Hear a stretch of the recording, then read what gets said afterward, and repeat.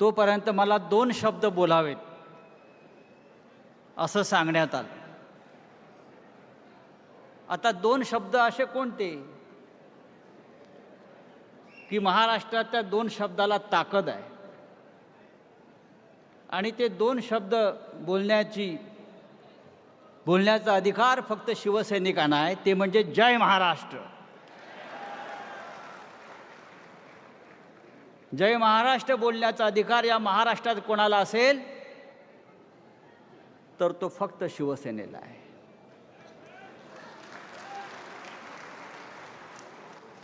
आज मंच मोकळा आहे। मंच मोकळा यासाठी आहे की थोड्या वेळानं मंचावर बॉम्ब फुटणार आहेत, पण हे सभागृह ओसांडून वाहत आहे। हीच शिवसेना आहे। काही पक्षांचं वेगळं असतं, मंच भरलेला असतो आणि सभागृह मोकळा असतं। थोड्या वेळानं मंचही भरेल आणि सभागृहही ओसंडून वाहताना दिसेल। हा निर्धार मेळावा आहे। विजयाचा संकल्प घेऊन, मुंबई जिंकण्याचा संकल्प घेऊन मुंबईतल्या उपशाखा प्रमुखांचा हा मेळावा आहे।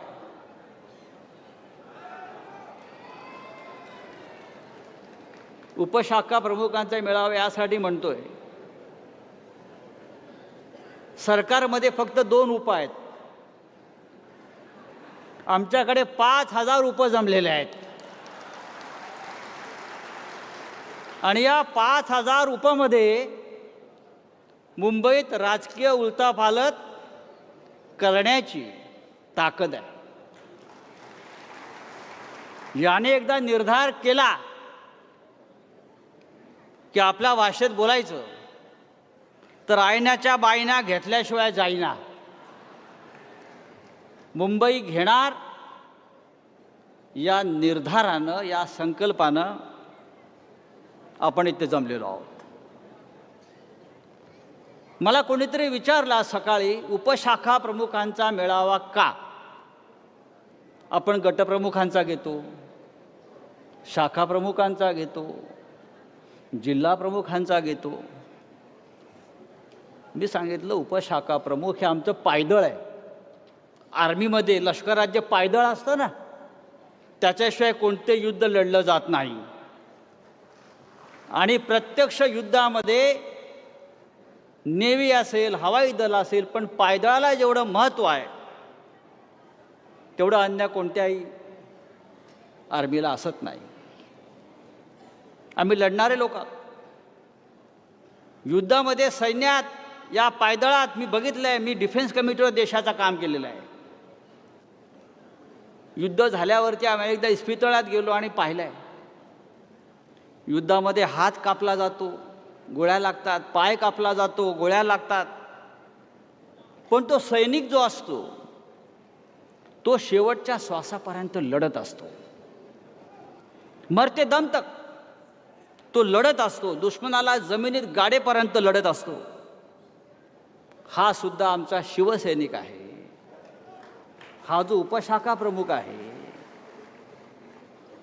तो सुद्धा संघर्ष करतो जमिनीवर। आणि शिवसेनेच्या विजयाचा मंत्र कुठला असेल तर संघर्ष हा आमच्या विजयाचा मंत्र आहे। शिवसेनेनं सातत्यानं संघर्ष केला, शिवसेनेला सहज काय मिळालं नाही। या मिंद्याच्या लोकांना सगळं फुकट मिळतंय। इथून गेले तिथे घडवला आम्ही। आज देशाचे गृहमंत्री मुंबईत आहेत, आपण येताना पाहिला असेल। त्यांच्या स्वागताचे मोठे मोठे होर्डिंग लागले आहेत, बॅनर्स लागलेले आहेत। काय लिहिलं आहे त्या होर्डिंगवर आपण पाहिलं असेल। त्यांच्या स्वागताच्या होर्डिंगवर लिहिलेलं आहे, देशाच्या सर्वात यशस्वी गृहमंत्र्याचे स्वागत। देशाच्या सर्वात यशस्वी गृहमंत्र्याचे स्वागत. काय यश? कोणतं यश? काय केलं तुम्ही? पाकिस्तानबरोबर, पाकिस्तानच्या दहशतवाद्यांबरोबर आम्हाला क्रिकेट खेळायला लावलं, हे तुमचं यशस्वीपण? काय तुमचं यशस्वीपण? पहलगावमध्ये 26 आमच्या महिलांचं कुंकू पुसून उजाड करून दहशतवादी पळून गेले, हे यश अद्याप तुम्ही अतिरेकी पकडू शकला नाही. आजही काश्मीर पेटतंय, मणिपूर पेटतंय आणि म्हणे देशाचे यशस्वी गृहमंत्री. हे यशस्वी गृहमंत्री मुंबईत आले. का आले? भारतीय जनता पक्षाचं चौपाटीवरती कार्यालय, टॉवर, भाजपचं बेकायदेशीर जमीन आहे. आजच काढलंय सगळं प्रकरण. आपल्या आमदारांनी काढलं पाहिजे प्रकरण ते विधानसभेत. काय त्यांनी भाषण केलं? अमित शहाचं आजचं भाषण ऐकण्यासारखं आहे, प्रत्येक शिवसैनिकाने ऐकलं पाहिजे. हे महाशय म्हणतात, आम्ही महाराष्ट्रात कुणाच्या कुबड्यांवर नाही. अरे आम्ही तुम्हाला कुबड्या दिल्या म्हणून तुम्ही इथपर्यंत आलात. हे जे काय टॉवर तुमचे उभे राहिलेले आहेत, हे आम्ही तुम्हाला कुबड्या दिल्या नसत्या तर आजचा भारतीय जनता पक्ष तुम्हाला दिसला नसता. त्याने फार दुसरं सुंदर स्टेटमेंट केलं आहे. हम कांच के घर में नहीं रहते. आम्ही काचेच्या घरात राहत नाही. हो रे बाबा, कोण म्हणते तुम्ही काचेच्या घरात राहताय? तुमची सध्या अवकात एवढी आहे की तुम्ही सुवर्ण महालात राहताय, पण ती सुद्धा अवकात शिवसेनेमुळे झाली आहे, लक्षात घ्या.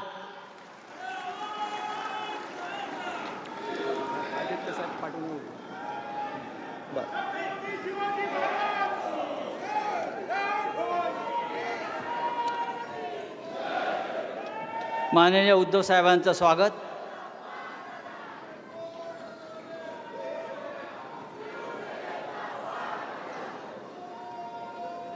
तर देशाच्या गृहमंत्र्यांनी उद्धवजी आज सांगितलं, आम्ही काचेच्या घरात राहत नाही.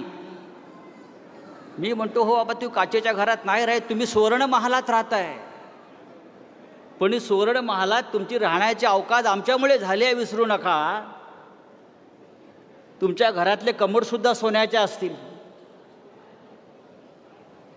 पण एक लक्षात घ्या, तुम्ही सुवर्ण महालात राहा किंवा काचेच्या महालात राहा, या महाराष्ट्रातल्या, या मुंबईतल्या मराठी माणसाला मुंबईतून हद्दपार करण्याचा प्रयत्न कराल तर तुमचे हे सोन्याचे आणि काचेचे महाल जागेवर राहणार नाहीत. इतकी ताकद या समोर बसलेल्या सैन्यामध्ये आहे. माननीय उद्धवजी, आपण आलेलात, आपण आमचे नेते आहात. हे जे जमलेलं सैन्य आहे हे तुमच्यासाठी इथे आलेलं आहे. तुम्ही आमचे सेनापती आहात. या सगळ्यांच्या वतीने मी तुम्हाला सांगतो, मनशुद्ध तुझं गोष्ट आहे पृथ्वी मोलाची. तू चाल पुढं, तुला र गड्या भीती कशाची, परवा बी कशाची. आम्ही सगळे तुमच्याबरोबर आहोत, तुमच्या लढाईमध्ये सोबत आहोत, हे सांगण्यासाठी हा आजचा मेळावा आहे. शिवसेना आपलीच, शिवसेना आपलीच राहील. मोदी आणि शहांचे 100 बाप खाली उतरले तरी शिवसेना आपल्यापासून कोणाला हिरावून घेता येणार नाही. हे भाजप बिजप मिंदे सोडून द्या. प्रेसिडेंट ट्रम्पला, रशियाच्या पुतिनला आणि पाकिस्तानचा जो पंतप्रधान आहे शहबाज शरीफला झोपेतून उठवून विचारलं शिवसेना कोणाची, तर ते सुद्धा सांगतील. या ट्रम्पला विचारलं, mister Trump, whose party Shiv Sena? Trump सांगेल, of course it's belong to Balasaheb Thackeray आणि उद्धव ठाकरे. पण भारताच्या निवडणूक आयोगाला आणि भारताच्या सुप्रीम कोर्टाला अजून सांगता येत नाही की शिवसेना कोणाची. म्हणून सांगतोय की शिवसेना तुम्हाला तुमचे 100 बाप खाली उतरले तरी आम्हाला तुम्हाला संपवता येणार नाही. आम्हाला संपवणं सोपं नाही.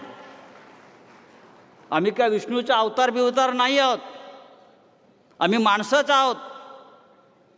पण आमचा जन्म या संघर्षातून निर्माण झाला. आगीतून, तावून, सुलाखून, पोलादातून, भट्टीतून असंख्य वेळा आम्ही बाहेर पडलो आणि असे असंख्य प्रसंग आम्ही आमच्या आयुष्यामध्ये. ही लढाई मुंबईची आहे आणि आता मुंबई जिंकण्यासाठी मतदार यादीमध्ये घोटाळे सुरू झालेले आहेत. पण आपण सगळे त्याविरुद्ध एकत्र आलो. ही मुंबईची लढाई मराठी माणसाची लढाई आहे, मराठी अस्मितेची लढाई आहे. बाळासाहेब ठाकरे नेहमी सांगायचे, महाराष्ट्राला मुंबई मिळावी म्हणून संयुक्त महाराष्ट्र समितीची स्थापना झाली आणि त्यानंतर मुंबई महाराष्ट्रापासून पुन्हा तोडली जाऊ नये म्हणून शिवसेनेची स्थापना झाली.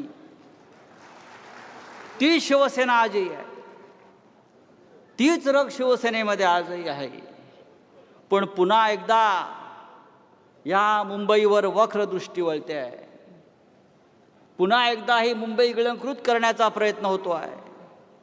पुन्हा एकदा या मुंबईतून मराठी माणसाला नष्ट करण्याचं कारस्थान चालू आहे. मला शाहीर अमर शेखांचा एक पोवाड्यातलं 2 वाक्य 2 कवनं आठवत आहेत. ती प्रत्येक मराठी माणसानं लक्षात ठेवली पाहिजे. अमर शेख तेव्हा गरजले होते मराठी माणसावर. बा महाराष्ट्रा इब्रत तुझी ही ईर्षेला पडली. बा महाराष्ट्रा तुझी इब्रत ही ईर्षेला पडली. काढा नौका बाहेर शिवरायांची आणि बाळासाहेब ठाकरेंची मुंबई वादळात सापडली. त्या वादळातून आपल्याला ही मुंबई बाहेर काढावी लागेल. विषय आजचा वेगळा आहे आणि त्यासाठी आदित्यजी पाठीमागे उभे आहेत. मगाशी म्हणालो मी, हा मंच रिकामा आहे पण त्या मंचावर नंतर बॉम्ब फुटणार आहे. मतदार याद्यांचे घोटाळे म्हणजे कोणत्या लेवलला जावेत? मला प्रश्न पडायचा उद्धव साहेब, धृतराष्ट्राला 100 पोरं झाली कशी? हे सायन्स काय आहे? 100 पोरं कौरव, 100 भाऊ कौरव.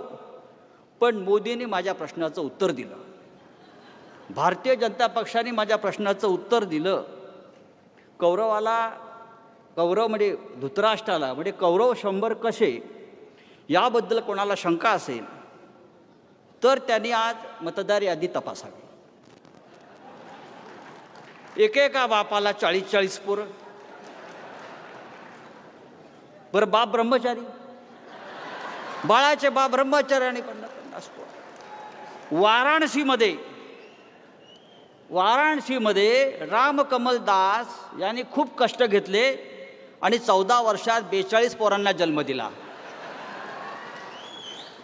आणि तो जर ॲव्हरेज बघितला तर त्यानुसार त्यांच्या पत्नीने दरवर्षी 3 मुलांना जन्म दिला. रामकमल दास यांच्या पत्नीला झालेल्या मुलांपैकी त्याची 3 मुलं 35 वर्षाची आहेत, 2 मुलं 36 वर्षाची आहेत, 13 मुलं 37 वर्षाची आहेत, 1 मुलगा 38 वर्षाचा आहे, 3 मुलं 41 वर्षाची, 4 मुलं 42 वर्षाची. हे अशी फार मोठी यादी आहे. आणि त्यांना एकही मुलगी नाही, एकही मुलगी नाही. आणि सगळ्यात शेवटी काय तर हा ब्रह्मचारी आहे.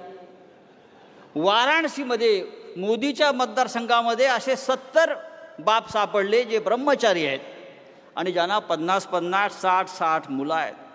भाजपनं आई आणि बाप इतके सक्षम बनवले की त्यांना 100-100 पोरं जन्माला येत आहेत. आपण काय करतो? पण या मुंबईमध्ये आपल्याला होऊ द्यायचं नाही, महाराष्ट्रामध्ये आपल्याला होऊ द्यायचं नाही. त्यासाठी आणि भाजपा जिंकण्याचं कारण काय आहे? ही 100-100 पोरं जन्माला घातली त्यांनी आणि म्हणून भारतीय जनता पक्ष जिंकला. पण आम्ही त्या 100 कौरवांना पुरून उरू. तुमचे किती कौरव आमच्या समोर येऊ द्या, आम्ही त्यांच्या छाताडावर पाय रोवून उभे राहू आणि ही मुंबईची लढाई आम्ही जिंकू. उद्धव साहेब, ही मुंबई आपली आहे तुमच्या नेतृत्वाखाली आम्ही या मुंबईवर भगवा झेंडा फडकवू. आपण आलात, आपलं मार्गदर्शन आता होणार आहे. पण त्याआधी आपल्या सगळ्यांचे नेते, युवा सेना प्रमुख माननीय आदित्य ठाकरे हे इथे एक प्रेझेंटेशन फार महत्त्वाचं देणार आहेत. आपण ते प्रेझेंटेशन पाहावं आणि मी आपली रजा घेतो. जय हिंद, जय महाराष्ट्र. धन्यवाद राऊत साहेब. आणि आता आपण स्वागत करूया शिवसेना नेते, युवा सेना प्रमुख आदित्यजी ठाकरे यांचं, कारण ते आता या निर्धार मेळाव्यात आपलं प्रेझेंटेशन देणार आहेत.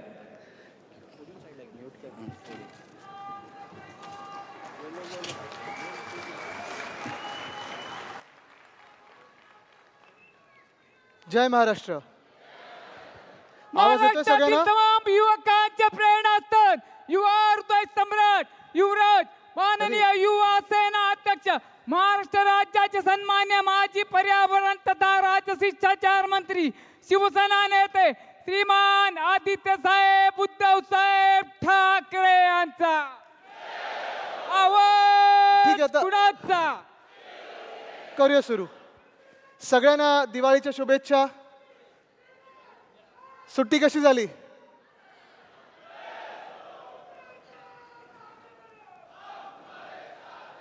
जोश दिसत आहे सगळीकडून. अजून मागे पण लोक येत आहेत, दिसत आहेत.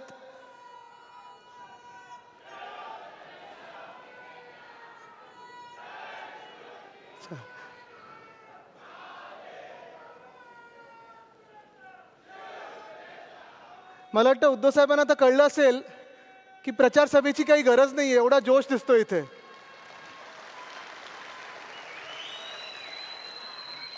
पण आजची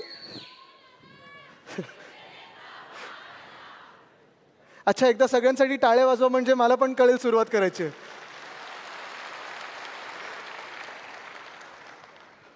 दिवाळी झालेली आहे आणि पुन्हा एकदा आपला सण, हक्काचा सण म्हणजे निवडणूक ही कधी येईल ह्याची आपण वाट पाहत आहोत. अर्थात आपण पाहतोय वॉर्ड बाउंड्री बघितल्या, आपण वॉर्डची रिझर्वेशन बघितले, आपण अनेक जण आपण इच्छुक पण आहोत, मेहनत चालू केलेली आहे, तयारी सुरू केलेली आहे. पण हे सगळं होत असताना मला वाटतं सगळ्यात एक महत्त्वाची गोष्ट जी आपल्याला सर्वांना पाहायची आहे आणि करण्याची आहे ती म्हणजे मध्यंतरी तुम्ही ऐकलं असेल खूप सगळीकडे चाललेलं वोट चोरी, वोट चोरी, वोट चोरी. किती लोकांनी पाहिलं वोट चोरीबद्दल? सगळ्यांनी पाहिलं ना? वोट चोरी म्हणजे निवडणूक चोरी. साधारणपणे मागच्या लोकसभेच्या निवडणुकीनंतर जे महाराष्ट्रभरात वातावरण होतं, देशभरात वातावरण होतं, सगळ्यांना वाटलं होतं की आपलं सरकार येतच आहे. आणि तसं संपूर्ण महाराष्ट्रातच नव्हे तर देशभरात एक सगळीकडे मान्यता होती की आपलं महाविकास आघाडीचं सरकार महाराष्ट्रात येणार आहे. पण नेमकं हेच आहे जे आपण पकडलं नाही, ती म्हणजे यांची वोट चोरी. ठीक आहे, काही काही ठिकाणी आपण वोट चोरीमध्ये जे राहुल गांधींनी दाखवलं सगळीकडे आपण पाहतोय, कधी कर्नाटकामधलं असेल, कधी हरियाणामधलं असेल. आणि हे सगळं झाल्यानंतर आपली महाराष्ट्राची विधानसभा निवडणूक ही वोट चोरी पकडण्याच्या आधीची झाली. त्यानंतर मला जे कोणी भेटायचे ते सांगायचे आदित्य काहीतरी गडबड झालेली आहे, एवढ्या कमी सीटा ह्या महाविकास आघाडीच्या येऊ शकत नाहीत. ज्यांचं सरकार येणार होतं ते विरोधी पक्षात असे बसू शकतात आणि एवढ्या कमी मताधिक्याने बसू शकतात, एवढ्या कमी सीटांबरोबर बसू शकतात, हे शक्यच नाही. काही ना काहीतरी गडबड झालेली आहे, काही ना काहीतरी झोल झालेला आहे. मग कोणी बोलत होतं EVMची गडबड आहे, कोणी बोलत होतं ते VVPAT जे आहे त्याच्यात ती काळी काच लावली आहे त्याच्यानंतर त्याची गडबड आहे. आणि ह्या सगळ्या गडबडीमध्ये जेव्हा आपण शोधायला लागलो तेव्हा प्रत्येक मतदारसंघांमधून आपल्याला कळायला लागलं की कुठे ना कुठे ती गडबड आहे. ती गडबड नेमकी आपल्या निवडणुकीच्या यादीमध्ये आहे. हीच मी तुम्हाला आज एक उदाहरण दाखवणार आहे, कारण तुम्हाला सगळ्यांना आज इथे जे बोलवलेलं आहे ते एवढ्यासाठीच बोलवलेलं आहे की निवडणुका जेव्हा येतील आपले अनेक लोक जे इच्छुक असतील, अनेक लोकांना जे इच्छुक ह्यासाठी असतील की आपला उमेदवार जिंकायला पाहिजे, आपली मशाल जिंकली पाहिजे, शिवसेना उद्धव बाळासाहेब ठाकरे पक्ष हा पुन्हा एकदा मुंबई महानगरपालिकेत सत्तेवर आला पाहिजे, ही सगळ्यांची इच्छा आहे. लढाईची ताकद आहे, जिद्द आहे, हिम्मत आहे. पण ही लढाई फक्त प्रचारातून होणार नाहीये. ही लढाई फक्त आता बॅनरवर होणार नाहीये. ही लढाई फक्त आता काही मोठ्या सभेंमधून होणार नाही, काही मोर्चांमधून होणार नाही. ते तर आपल्याला करायला लागणारच आहे. 1 तारखेचा मोर्चा आपला आहेच. पण ही लढाई ज्या मिनिटाला आपल्या हातात ड्राफ्ट रोल येईल ह्या महानगरपालिकेच्या निवडणुकीचा तिथपासून सुरू होणार आहे. मी आज एक छोटं प्रेझेंटेशन देते आपल्या सर्वांना, कारण आपल्याला कळलं पाहिजे की जेव्हा आपण सांगतो की ड्राफ्ट रोल, आपण प्रत्येकजण गटप्रमुखांना सांगत असतो, आपण सगळे उपशाखा प्रमुख म्हणून पाहत असतो की यादीचं वाचन झालं पाहिजे, यादीचं वाचन झालं पाहिजे. मला वाटतं मागच्या डिसेंबरपासून आत्तापर्यंत उद्धवसाहेबांनी अनेक अशी फ्लाईंग स्क्वॉड्स पाठवलेत. कधी स्थानिक लोकाधिकार समितीचे असतील, कधी आपले निरीक्षक येतात, कधी उपनेते येतात. अनेक वेगळ्या वेगळ्या आपण पाहतोय शाखेंमध्ये बैठकी झाली आणि त्याच्यातून एक जे सगळीकडे येत होतं ते म्हणजे यादीचं वाचन. किती शाखेंमध्ये यादीचं वाचन सुरू झालं जरा हात वरती करून मला दाखवा. सगळे करत आहेत ना? वरचे लोक करतात की नाही? वरचे हात वरती नाही येतात आहे ना? पण वरती वरती करते की खोलावर जात आहे? खोलावर जात आहे ना. मी तुम्हाला आता आज वरळीचं उदाहरण देणार आहे की नेमकं तुम्ही यादीचं वाचन म्हणजे नेमकं काय करायचं, काय पकडलं पाहिजे. कारण ही जर चोरी तुम्ही पकडली तर तुम्ही हे समजा की निवडणूक जे खरे लोक जिंकले पाहिजेत त्यांना जिंकून देत आहेत. नाहीतर जे बोगस सरकार निवडणूक आयोगाच्या आशीर्वादाने आपल्या डोक्यावर बसवलेलं आहे हेच सरकार पुन्हा एकदा चालत राहील. तुम्ही ठरवायचं आहे की ही वोट चोरी पकडायची आहे की नाही. तुम्हाला आता प्रेझेंटेशन थोडं दाखवतो. बोगस सरकार, बोगस मतदार, हे नेमकं काय होतं हे तुम्हाला दाखवतो.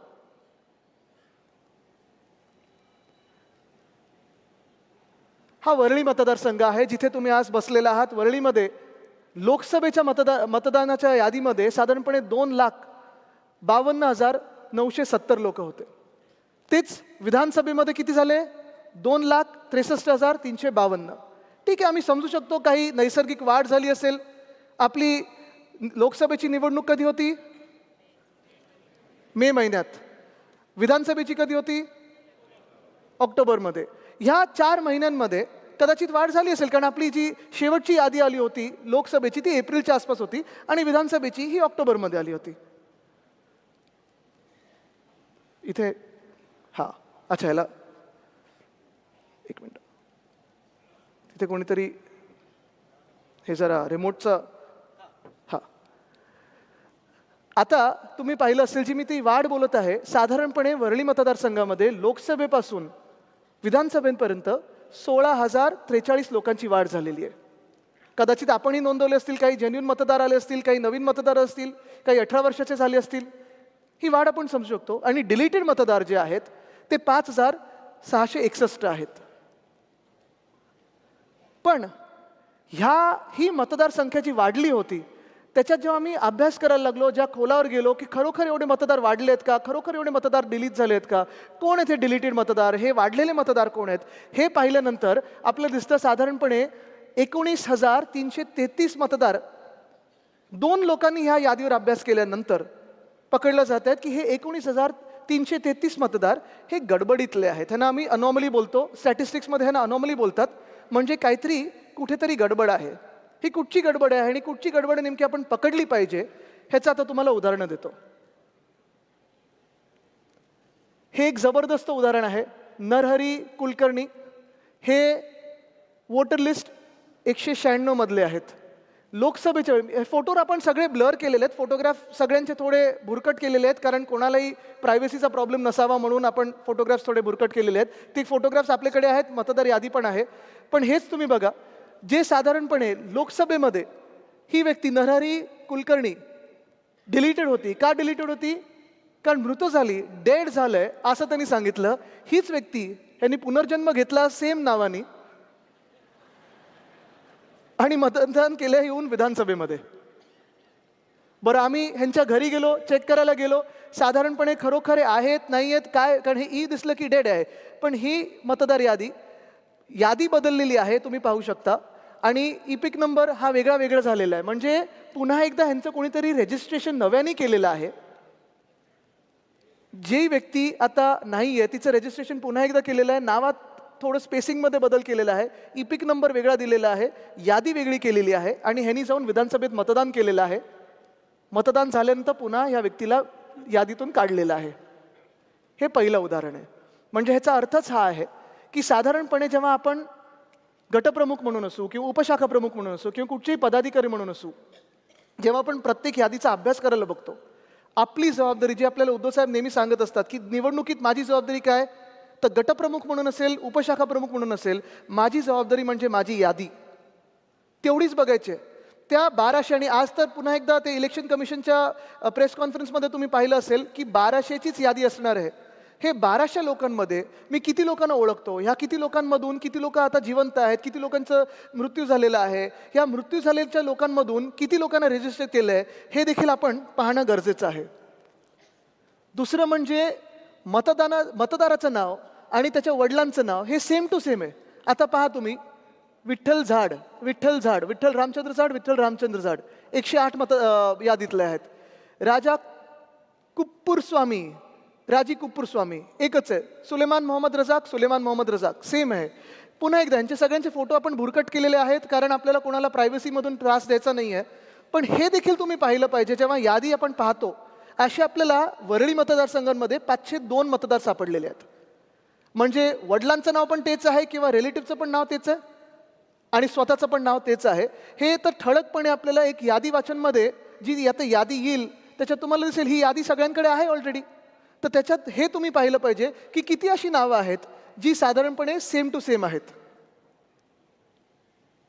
आता हे भलतंच प्रकार आहे. मतदाराचं नाव आणि वडिलांचं नाव, पुरुष मतदार घेतलेत आपण कारण महिला मतदारांच्या वडिलांचं नाव बदलतं किंवा पतीचं नाव त्याच्यात येतं. पण हा जर प्रकार पाहिलात तुम्ही, ह्यांचं नाव काय, गिरीश गजानन म्हात्रे, वडील कोण आहेत, भांजी पटेल.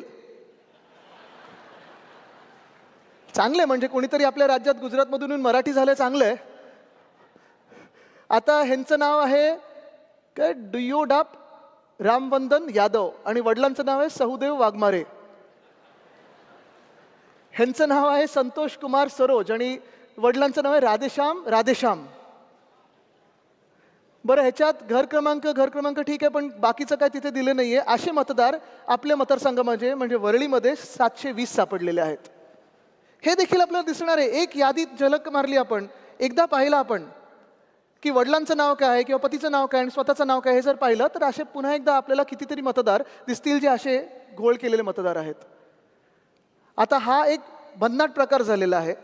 आपण जागतिक पातळीवर ह्याला वोकिझम बोलू शकतो की तुम्ही ठरवता तुमचे प्रोनाऊन काय आहेत, दे, देम, हिज, हर वगैरे. पण इथे ऑपरेशनच्या बिना स्त्रीलिंगचं पुलिंग केले, पुलिंगचं स्त्रीलिंग केलंय. गौरी गगन गुप्ता, परत फोटोज आपण थोडे भुरकट केलेले आहेत, लिंग पुरुष. इथे तेजश्री दिलीप हडकर, लिंग पुरुष. असे 643 मतदार आपल्याला आपल्या विधानसभेत सापडलेले आहेत. आता कदाचित हा पुन्हा एकदा निवडणूक आयोग सांगू शकतं की हा एरर आहे, टायपिंग मिस्टेक आहे, चूक झालेली आहे. पण ही जबाबदारी खरं तर निवडणूक आयोगाची आहे. जेव्हा आपण मतदानाला जातो तेव्हा सगळे असे पाहत असतात आपल्याकडे की तुम्ही कोण, तुमचं नाव काय, तुम्ही हे दाखवा ते दाखवा. मग हे तुम्हाला दिसत नाही निवडणूक आयोगाला. आणि म्हणून आता जबाबदारी जी निवडणूक आयोग जे करत आहे ते आपल्याला पण काम करायला लागणार आहे, कारण निवडणूक आयोग हे भाजपाचं काम करतं. मग निवडणूक आयोगाचं काम कोणी करायचं, आपण करायला पाहिजे. तर हे असे मतदार जे आहेत असे देखील तुम्ही पाहिले पाहिजेत, पकडले पाहिजेत. 643 मतदार आहेत. No EPIC number. मला तुम्ही सांगा इथे किती लोक आहेत ज्यांनी गेल्या काही निवडणुकांमध्ये मतदान केलेलं आहे? सगळे आहेत. निवडणुकीचे कार्ड तुमच्याकडे आहे, घरी सगळ्यांकडे आहे. त्याच्यावर इथे जो एक नंबर येतो एपिक नंबर, तो प्रत्येकाकडे आहे ना. आता तो एपिक नंबर नसेल तर गडबड तर होते. असे एपिक नंबर नसणारे देखील नावं प्रत्येक यादीत घुसवलेले आहेत. हे लोक कोण आहेत, कुठून आले, का एपिक नंबर ह्याच्यावर नाही आहे? कारण आम्ही जेव्हा विचारलं तिथे निवडणूक आयोगामध्ये तर त्यांनी सांगितलं नाही, आम्ही सगळ्यांना एपिक नंबर देत आहे, काही अशी गडबड असेल तर आम्हाला सांगा. मग ही गडबड पकडणार कोण? असे वरळीत 28 सापडले आपल्याला ज्यांचे एपिक नंबर नाही आहेत. आता हे पहा तुम्ही, duplicate name in voter list, same epic, epic number same आहे, सगळं सेम आहे, पूर्णपणे सेम. पण त्याच वेगळ्या वेगळ्या यादींमध्ये एका यादीमध्ये सेम टू सेम नावं, कुठे छोटासा इकडे तिकडे बदल केलेला आहे. म्हणजे डुप्लिकेट असे किती मतदार असतील, किती मतदार कार्ड बनले असतील हे तुम्ही पाहिलं पाहिजे. असे 133 मिळालेले आहेत जे डुप्लिकेट नावं आहेत, सेम टू सेम आहे. म्हणजे हे आता पार्वती प्रदीप कुमार सोलंकी, हा एपिक नंबर सेम आहे, हा एपिक नंबर सेम आहे, सगळं काही सेम आहे. पण हे दोनदा आलं यादीमध्ये, दोनदा आलेलं आहे. म्हणजे कदाचित 2 लोक जाऊन मतदान करू शकले असतील यांच्या नावावर. असे 133 लोक आपल्याला सेम टू सेम सापडलेले आहेत. आता हे आहे सेम पर्सन डिफरंट एपिक, म्हणजे एका व्यक्तीचं 2दा किंवा 3दा मतदानाचं कार्ड बनवलेलं आहे, पण वेगळे वेगळे एपिक नंबर आहेत. आता तुम्ही उदाहरण म्हणून पाहायचं थोडं. आता हे उदाहरण खूप महत्त्वाचं आहे. हे उदाहरण जर तुम्ही पाहिलं तर ही अनया साहनी, बाकी सगळं जर तुम्ही पाहिलं किरण साहनी नाव, आईचं नाव किरण साहनी, हे दोन्ही बरोबर आहे. पण हिचं इकडे नाव अनाया सावनी केलेलं आहे, इथे अनया साहनी आहे. फोटो दोघींचा सेम आहे. आत्ता मी भुरकट केलेला आहे, पण सेम टू सेम फोटो. जुळी आहेत का आम्हाला माहिती नाही, पण साहनी सावनी कसं बदललं माहीत नाही. घराचा पत्ता सेम आहे, सगळं काही सेम आहे. बाकी हे 2 बदललेले इपिक नंबर आहेत. म्हणजे इपिक नंबर जर हा युनिक असेल तर मग एका व्यक्तीचे 2 कार्ड्स, थोडीशी नावं आडनावं इकडे तिकडे करून, तोच पत्ता, तेच वय, आईचं नाव तेच आहे, फोटो तेच आहे, इपिक नंबर बदलून वेगळे वेगळे मतदार असे किती कार्ड्स केले असतील हे तुम्ही तुमच्या मतदारसंघांमध्ये बघितलं पाहिजे. ही देखील वोट चोरी तुम्ही पकडली पाहिजे. ह्यांचं तर आता एवढं भुरकट झालेलं आहे नाव. कारण अजून एक तुम्हाला सांगतो, निवडणूक आयोगाचा जो रोल आहे तो एक तर मशीन रिडेबल नाही आहे, तो तुम्हाला कन्वर्ट करायला लागतो. दुसरं म्हणजे तो एवढा भयानक प्रकारे त्यांनी दिलेला आहे, एवढं काही किचकट करून ठेवलेलं आहे की प्रिंट जरी काढली तरी तुम्हाला वाचता येतं नाकी नऊ येतात, असं त्यांनी हे सगळं काम करून ठेवलेलं आहे. ही चोरी देखील फार महत्त्वाची आहे. कुठे तुम्हाला सिमिलर स्वतः फोटो दिसत असेल हे पकडणं तुम्ही गरजेचं आहे.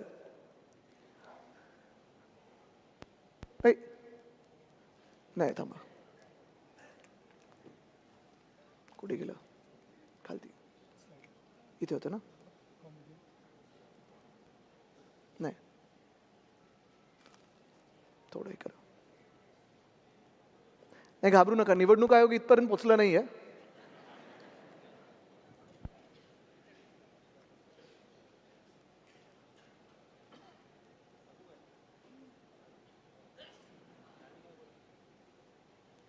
हा नाही, स्क्रीनवर नाही आलं. एक मिनिट, ह्याच्या मागचं कुठचं स्लाईड होती आपली? अरे परत गेले.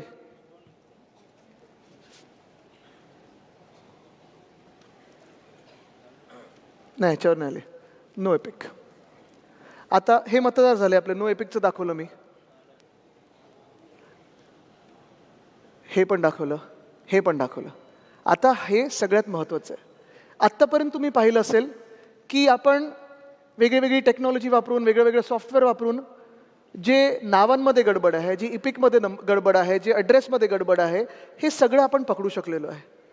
पण आत्तापर्यंत एकच सॉफ्टवेअर आहे, इरोनेट नावाचं, मला वाटतं त्याचं नाव ECNET केलेलं आहे, जे स्वतः निवडणूक आयोगाकडे आहे. ते एक गोष्ट पकडतं, ते म्हणजे फोटोचा प्रॉब्लेम. फोटोचा प्रॉब्लेम हे किती याद्यांमध्ये आहे, किती लोकांच्या मतदान कार्डवर आहे, हे अजून आपण पकडू शकत नाही. त्याला आपल्याला यादी वाचनच करायला लागतं. आणि म्हणून इथे आपला आकडा कुठचा आलेला नाही आहे. हे फोटोज इथे भुरकट केले नाही आहेत, हे असेच फोटो आहेत. आता मला तुम्ही सांगा, जर तुम्ही पोलिंग एजंट म्हणून बसला असाल आणि हे कार्ड तुमच्या समोर आलं, कोण आहे त्या भूमिका पाटकर नावाच्या, काय पाहणार आहे तुम्ही याच्यात? एक फोटो असा आहे आपल्याकडे, ते आहे त्या कुठेतरी पुढे, याच्यात एकाचं नाक दाखवलंय. पण हे असे जे आहेत प्रकार, हे प्रकार तुम्हाला सहज एका यादीमध्ये नजर टाकल्यानंतर असेच पकडता आले पाहिजेत. कारण जिथे फोटो तुम्हाला ओळखताच येत नाहीये, काय आपले पोलिंग एजंट बसून पकडणार आहेत तिथे? बरं, ह्याचा आकडा पण नाहीये. म्हणजे जो पहिला आकडा मी बोललो ना स्टॅटिस्टिकल अनॉमलीचा, 19,333, हा आकडा फोटो जिथे नाही आहेत किंवा फोटोची गडबड आहे हे सोडू नये. म्हणजे असे अजून जर पकडले तर साधारणपणे वरळीच्या मतदारसंघामध्ये जी गडबड आहे, जे मतदार यादीमध्ये गडबड आहे, तो आकडा 22,000 ते 23,000 पर्यंत पोहोचू शकतो. 22,000 ते 23,000 हा कमीत कमी आकडा बोलतोय. हा आकडा अजून आम्हाला पकडायचा आहे, त्याचं यादीचं वाचन सुरू आहे. जसं हा प्रॉब्लेम आहे तसं पुढचा आहे की फोटोच नाहीये, हे देखील तुम्ही पाहिलं असेल. आता हे अमित लाल बहादूर यादव जे आहेत, वडिलांचं नाव लाल बहादूर वगैरे, हे सगळं ठीक आहे, पण इथे फोटोच नाहीये. हे पण तुम्ही पाहिलं पाहिजे. कारण इथे एपिक आहे, ठीक आहे, मतदार यादी कुठची आहे हे पाहिजे, हे सगळं आहे, पण फोटो नसेल तर तुम्ही ओळखणार कसं आहे ना? हे तर पाहिजे आपल्याला. तर हे देखील तुमचं लक्ष असणं गरजेचं आहे. आता हे बघा, हे वरळीतले 2 मतदार आहेत. कोण पकडू शकणार आहे? हे तर एवढं युनिक आहे. इथे तर 3 भाषांमध्ये लिहिलंय. ही भाषा इंग्लिश आणि मराठी. एका कार्डवर 3 भाषा आहेत. आम्ही जेव्हा निवडणूक आयोगाकडे गेलो होतो, सगळेच आम्ही होतो, मग त्याच्यात उद्धव साहेब होते, राजसाहेब होते, आम्ही सगळे बाकीचे पण नेते होते, जयंत पाटीलजी होते, पवार साहेब होते. आम्ही त्यांना विचारलं की असे जर असतील मतदार कार्ड्स, हे कारण अनेक आहेत, पूर्ण मुंबईमध्ये असे अनेक मतदार वोटर कार्ड्स आहेत, त्यांना आपण विचारलं की हे नेमकं काय गडबड आहे, हे कसं इथे येऊ शकतं. ते बोलले सर नाही, बॉर्डर एरिया असेल तर ते कार्ड इकडचे तिकडे होऊ शकतात. बॉर्डर आपली कोणाबरोबर आहे? वरळी का तिकडच्या बॉर्डर बरोबर आहे? इथून 12 नॉटिकल माईल बाहेर गेलं तर तुम्हाला इंटरनॅशनल बॉर्डर लागेल, मग आफ्रिकेमधले कुठचे देश लागतात वगैरे हे पाहायला लागेल. पण ही भाषा कशी येऊ शकते? आणि ही जी गडबड आहे ही देखील तुम्ही पकडली पाहिजे, ही देखील निवडणूक आयोगाने सुधारणा करणं गरजेची आहे.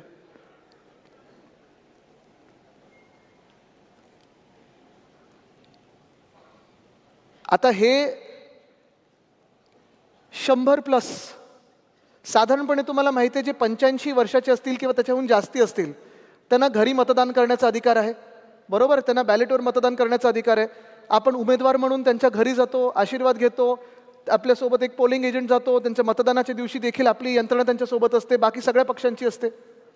साधारण आपल्याला माहिती असतं की आपल्या मतदारसंघामध्ये 85+ वयाचे किती लोक आहेत आणि हे आपल्याला कळतंच. पण ही जेव्हा मी यादी पाहत होतो, हे परत मी चेहरे बुरकट केलेले आहेत कारण मला कोणाचेही चेहरे याच्यात दाखवायचे नाही आहेत, पण हे जेव्हा आपण करतो तेव्हा 100 वर्षाहून जास्ती जगणारे वरळीमध्ये 113 मतदार आहेत. ही माझी पुढच्या निवडणुकीसाठी ॲडव्हर्टाईज होणार आहे. कोणाला चांगलं जीवन जगायचं असेल, 100+ जगायचं असेल, वरळीत या. हे मी आता ही आयडिया बिल्डरांना पण देणार आहे. इथे सगळ्या ज्या स्कीम चालू आहेत, फ्लॅट चांगले विकायचे असतील तर हेच वापरा. पण हे इथे थांबत नाही. थोडा आनंद व्यक्त केला आम्ही, चला चांगला आपला मतदारसंघ फिट इंडियामध्ये बसतो. थोडी चौकशी केल्यानंतर हे मतदार जे आहेत, ह्या शालिनी पार्टे ह्या 2000 साली गेलेल्या आहेत. हे कोण? दिनदेश्री तिवारी हे 2007 मध्ये गेलेले आहेत. कृष्ण अडवाणी म्हणजे ते हे नाहीत, हे ॲड्रेसच रॉंग आहे. हे 95 म्हणजे 5 वर्षाचा मी होतो तेव्हा हे गेलेत. आता मी 35 वर्षाचा असताना निवडणूक लढलो तर यादीत आलेले आहेत. हे 2021 मध्ये गेलेले आहेत. हे अशी यादी ही निवडणूक आयोगाने आपल्या महाराष्ट्रात आणली आणि मतदान करून घेतलेलं आहे. असं हे बोगस सरकार आपल्या डोक्यावर बसलंय. पण एक आहे की ह्या यादीप्रमाणे किती लोकांनी ह्यांच्या नावावर मतदान केलं असेल, ही गंभीर बाब आहे, ही आपण लक्षात घेणं गरजेचे आहे. आता चला, मी एका बाजूला समजू शकतो की खूप वेळा काही कारण निवडणूक आयोग देईल की तुम्ही हे सुधारलं नाही, ते सुधारलं नाही, असं करायला पाहिजे, तसं करायला पाहिजे. पण हा जो घोळ आहे हा नुसतं एरर नाही आहे, हा फ्रॉड आहे, हा वोटिंग फ्रॉड आहे, हा निवडणुकीतला फ्रॉड आहे. House number not properly mention. आता तुम्ही बघा, हे सगळे मतदार, इथे 67 मतदार जे आहेत ते घर क्रमांक काय दाखवलंय? जो जो जो जो जो हा जो म्हणजे जोल दाखवलंय की काय दाखवलं माहित नाही. जो म्हणजे झोपडपट्टी, पण त्याला प्रत्येक झोपडपट्टीला देखील एक आकडा असतो. म्हणजे हे जिथे जो आहे तिथे क्रमांक काय आहे, कारण पुन्हा एकदा जेव्हा SRE मध्ये जातो त्या आकड्याप्रमाणेच तर घरं मिळतात. मग जर आकड्याप्रमाणे घरं मिळत असतील, आकड्याप्रमाणे ॲनेक्शर बनत असतील, मग आकड्याप्रमाणे निवडणूक आयोग मतदान का नाही करू शकत? बरं, हे त्यांचाच कायदा दाखवतोय. निवडणूक आयोगाचा कायदा आहे, NERPचं जे त्यांचं हँडबुक आहे त्याच्यात त्यांनी दिलेलं आहे की 10हून अधिक म्हणजे 11 पासून कितीही लोक एका घरात जर राहत असतील तर EROची जबाबदारी आहे की त्यांनी त्या घरात जाऊन पाहणी करावी की खरोखर इथे 11+ लोक राहत आहेत का. हे EROनी केलं होतं का? हे निवडणूक आयोगाने केलं होतं का? जे मतदार यादी ही अशी पूर्ण जो जो जो झोलवाली आहे, ह्याचं करायचं तरी काय? आता पुढचं बघा, तुम्हाला गंमत दाखवतो. इथे गंमत थांबत नाही. आता हाऊस नंबर MT, कामगार नगर 2, NM जोशी मार्ग, इथे पुढेच आहे, थोडं पुढे गेलं तर. परत असे किती माहित आहेत? हे इथे तर बघा, $??????? हे पत्ता दाखवलं यांचा. हे परत इथे मोकळं मोकळं मोकळं, इथे जो मोकळं मोकळं मोकळं, काहीच नाही इथे. असे किती मिळाले असतील वरळीमध्ये? तर 4177 लोक मिळाले आहेत ज्यांचे आता पत्ताच नाही आहे. आम्ही उमेदवार म्हणून ह्यांच्याकडे जायचं तरी कसं? आमचे जे पॅम्फलेट असतात, लिफलेट असतात किंवा प्रचाराला जायचं असेल तर निवडणूक आयोगाने सांगावं हे नक्की काय आहे, कुठे, हा पत्ता कुठे, question mark slash question mark question mark question mark, राहतात तरी कुठे, ही बिल्डिंग कुठे आहे. आता एक मिनटं, पुन्हा एकदा मी तुम्हाला दाखवतो. हा व्हिडिओ प्ले करतो, बघा, व्हिडिओ बघा.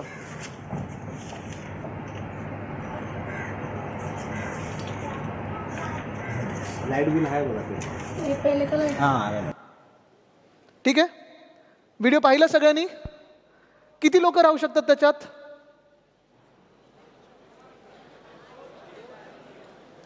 दोन, चार, कोंबून 5, 38 लोक दाखवलेत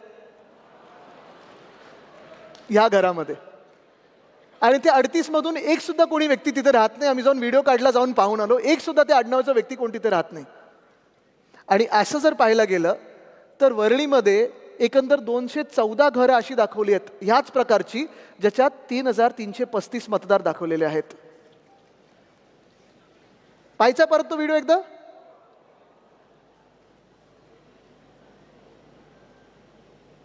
हे ठीक आहे, हे आणि ह्या घरामध्ये आहे. आता पुढचा फ्रॉड तुम्हाला दाखवतो. इथे साधारणपणे 48 मतदार दाखवले होते. ॲड्रेस, पत्ता काय दाखवला असेल? घसीटाराम हलवाई म्हणून एक दुकान दाखवलं, त्याच्यावर 48 मतदार नोंदवलेले आहेत. पहिली गोष्ट म्हणजे दुकानावर तुम्ही कोणाचं रहिवासी म्हणून नोंद करूच शकत नाही, त्याच्यावर रेसिडेन्सी म्हणून तुम्हाला मतदान मिळू शकत नाही. पण गंमत अशी आहे की हे सगळे माहिती काढत असताना आम्ही जेव्हा इथे गेलो घसीटाराम हलवाईमध्ये थोडी हलवाई घ्यायला गेलो, तेव्हा आत्ताची परिस्थिती अशी आहे. आणि हे दुकान 10 वर्षापूर्वीच कोणीतरी तोडून मोकळं होऊन पुढे गेलेलं आहे. तिथे एक सुद्धा ही व्यक्ती राहत नाही 48 मधून. सगळ्यांचं नाम घसीटाराम हलवाई इथे दाखवलेलं आहे. असे किती असतील? किशोरीताई, आपण कधी गेले तिथे हलवाई खायला? स्नेहलताई बसलेले आहेत, तुमच्या बाजूलाच आहे. आणि नंतर हे सगळं झाल्यानंतर पुन्हा एकदा तुम्हाला सांगतो की आत्ताची म्हणजे विधानसभेनंतर जी नावं डिलीट झालेली आहेत ती प्रत्येक महिन्यात निवडणूक आयोगाच्या वेबसाईटवर वॉर्ड वाईज आता आहेत, विधानसभेच्या वॉर्ड वाईज बरोबर आहेत. तिथे डिलीटेड नावांमध्ये आपण पाहिलं पाहिजे की आपले कार्यकर्ते कोण आहेत, आपल्या परिवारामधलं कोण आहे, आपल्या मित्रांमधलं कोण आहे. कारण साधारणपणे जर आपण पाहिलं तर वरळीमध्ये विधानसभेनंतर 1200 मतदार हे आत्ता कापलेले आहेत. हे आम्ही कुठून सगळे एक एक पॅरामीटर्स घेतले होते? तर हे काही आपण हवेतून निर्माण नाही केलेले आहेत, हे स्वतःच्या मनातलं काही नाही आहे. ही जी 17ची लिस्ट आहे, 17ची यादी आहे, ही निवडणूक आयोगाच्याच NERPच्या हँडबुकमधली आहे की असं असं काही असेल तर ह्याला गडबड आहे, हे तुम्हाला शोधणं गरजेचं आहे. ही यादी मी सगळ्या आपल्या शाखेंमध्ये देईनच, सगळ्या उपशाखाप्रमुख आणि गटप्रमुखांच्या हातात देईन. ही या यादीप्रमाणे जरी तुम्ही पाहिलं ना, ह्याच्यातून 3, 4, 5 जरी तुम्हाला काही सापडले तर मुंबईत तुम्हाला, म्हणजे आता जर वरळीतच एवढे असतील तर मुंबई पाहिलं तर लाखो मतदार तुम्हाला असे सापडतील की जे तिथे मतदार म्हणून येणंच चुकीचं आहे किंवा ती लोकच नाही आहेत तिथे. साधारणपणे ह्याच्यात फोटो असेल किंवा नावाचं असेल, हे सगळं आपण पाहणं गरजेचं आहे. म्हणून पुढचा आपला जो होमवर्क आहे मुंबई पुन्हा एकदा जिंकण्यासाठी, कारण तुम्हाला सांगतो ह्याच्यात ही गंमत म्हणून आपण पाहू शकतो, एक साधारणपणे आपल्याला काम म्हणून पाहू शकतो. आता उद्धव साहेबांना आपल्याला काहीतरी काम द्यायचं आहे, निवडणुकीच्या आधी व्यस्त ठेवायचं आहे, आदित्यला काहीतरी तुम्हाला काम द्यायचं आहे म्हणूनही आपण पाहू शकतो. आणि असं जर पाहिलं तर ठीक आहे, व्यस्त ठेवायला खूप काही गोष्टी आहेत, पण ही जी 4-5 गोष्टींची यादी दिलेली आहे, जर खरोखर आपण आत्तापासून, आता दिवाळी झालेली आहे, ह्या पुढच्या दिवसापासून म्हणजे उद्यापासून प्रत्येक शाखेने 1200ची यादी काढली, प्रत्येक आपली जी वोटिंग लिस्ट आहे गटप्रमुखांनी त्यांची जी यादी असते तेवढीच जर काढली आणि ह्या 5 गोष्टी बघितल्या की मला नावं डुप्लिकेट किती वाटतात, ह्याच्यात डेड मतदार कोण आहेत, मृत मतदार कोण आहेत पण कदाचित मतदान करायला येतील, म्हणजे बाकी काही ह्यानी नाही, पद्धतीने नाही, ते गद्दारवाले आणतात तसं नाही, खरोखर किती आहेत आणि किती मतदान म्हणून रजिस्टर आहेत, किती लोकांचे फोटो नाही आहेत, किती लोकांचे पत्ते नाही आहेत आणि किती लोकांचे वेगळे पत्ते, म्हणजे वेगळ्या पत्त्यांवर वेगळ्या लोकांचं एका पत्त्यावर लिहिलेलं आहे. पुन्हा एकदा सांगतो, 10 मतदारांहून अधिक एका पत्त्यावर तुम्हाला दिसला तर तिथे तुम्हाला मार्किंग करायला लागेल आणि खरोखर जाऊन पाहायला लागेल की खरोखर ह्या घरामध्ये 10 लोकांहून जास्ती लोक राहतात का, फोटो नसलेले मतदार किती आहेत, इपिक नसलेले मतदार किती आहेत, डुप्लिकेट इपिक नसलेले मतदार किती आहेत, हे जरी तुम्ही पकडू शकलात तरी मला वाटतं तुम्ही मुंबईला अदानिस्तान होण्यापेक्षा वाचू शकता, त्यापासून वाचू शकाल आणि पुन्हा एकदा मुंबई महानगरपालिकेवर आपला भगवा फडकू शकाल. हे आज तुम्हाला ठरवून निघायचं आहे. तयार आहात? तयार आहात? जिंकायला तयार आहात? पण त्याआधी होमवर्क करायला तयार आहात का? धन्यवाद. जय हिंद, जय महाराष्ट्र, वंदे मातरम.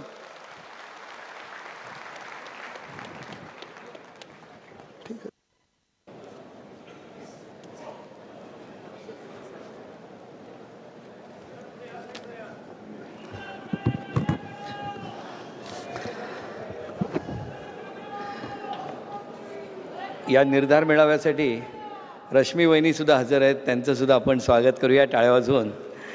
आणि त्याचबरोबर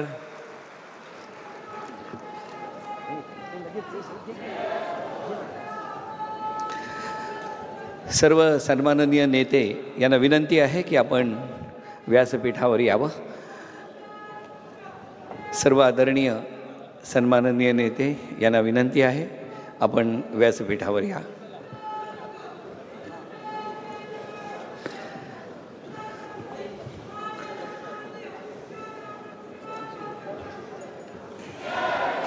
आदित्यजींनी प्रेझेंटेशन दिलं. मतदार यादीतील गोंधळ अत्यंत स्पष्ट करून तुमच्यापर्यंत पोहोचवलेला आहे. आणि आता आज या निर्धार मेळाव्याला मार्गदर्शन करणार आहेत पक्षप्रमुख आदरणीय उद्धवसाहेब ठाकरे. काही वेळामध्ये आदरणीय सर्व सन्माननीय नेते व्यासपीठावर आसनस्थ झाल्यानंतर